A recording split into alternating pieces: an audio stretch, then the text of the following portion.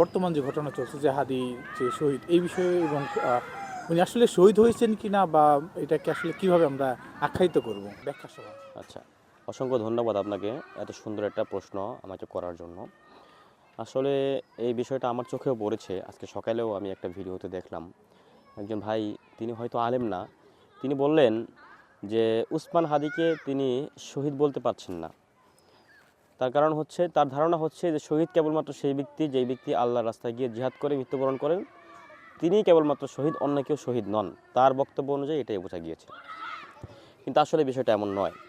যে আল্লাহর হাবিব সাল্লাল্লাহু আলাইহি ওয়াসাল্লাম বলেছেন, মান কুতিলা ফি সাবিলিল্লাহ ফাহুয়া শাহিদ, যে ব্যক্তি আল্লাহর রাস্তায় গিয়ে যুদ্ধ করতে করতে নিহত হন তিনি শহীদ। ওই আল্লাহ রসুল সাল্লাল্লাহু আলাইহি ওয়াসাল্লাম বলেছেন, মান কুতিলা দুরা দামিহি ফাহুয়া শাহিদ, যে নিজের জান রক্ষার্থে মৃত্যুবরণ করবে সেও শহীদ। অর্থাৎ একটা লোক আপনার উপর অন্যায়ভাবে আক্রমণ করলো, আপনার উপর জুলুম করলো, একটা পর্যায়ে সে আপনাকে মেরে ফেললো, আপনি তার হাতে মৃত্যুবরণ করলেন, তো আপনাকেও আল্লাহ সুবহানাহু ওয়া তাআলা শহীদের মর্তবা দান করবেন। শুধু তাই নয়, কিয়ামতের ময়দানে যিনি আপনাকে হত্যা করেছেন, কিয়ামতের দিন হত্যাকারী ব্যক্তিকে বলা হবে যে তুমি এই হত্যাকৃত ব্যক্তিকে তোমার নেকি দাও। তখন হত্যাকারী ব্যক্তি তার নেকি থেকে যত নেকি আছে এই নেকিগুলো হত্যাকৃত ব্যক্তিকে দিয়ে দিবে, এবং একটা পর্যায়ে দেখা যাবে যে ওই হত্যাকৃত ব্যক্তিকে নেকি দেওয়ার পরেও তার ঋণ এখনও শোধ হচ্ছে না। তখন কিন্তু আল্লাহ তাআলা এই হুকুম করবেন, ঠিক আছে তাহলে হত্যাকৃত ব্যক্তির গুনাহ এবার তুমি নিয়ে নাও।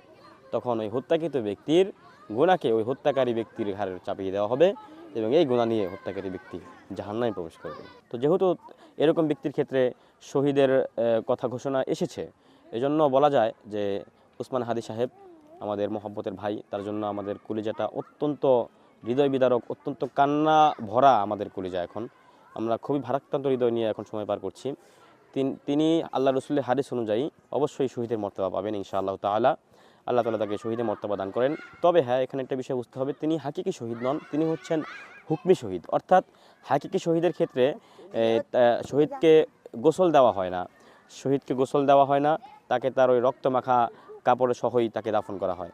কিন্তু এই হুকমি শহীদ যারা হবে তাদেরকে গোসল দেওয়া হবে, তাদেরকে কাফনে মোড়ানো হবে, এরপর তাদেরকে দাফন করা হবে। এখানেই পার্থক্য।